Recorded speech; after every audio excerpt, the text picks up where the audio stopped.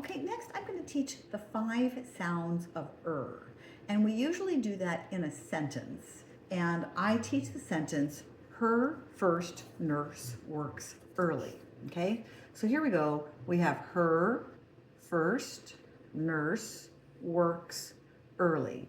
And we have these 5 sounds of ER, IR, UR, OR when it's following a, OR when it's following a W, so were, and then EAR used together like earn, early, things like that, okay? So when you come across these, really they're vowel controlled R's, right? And they all say and so we're just going to see those and recognize that's an sound. Remember your sentence, her first nurse works early, is a really good cue to the sound, the 5 sounds of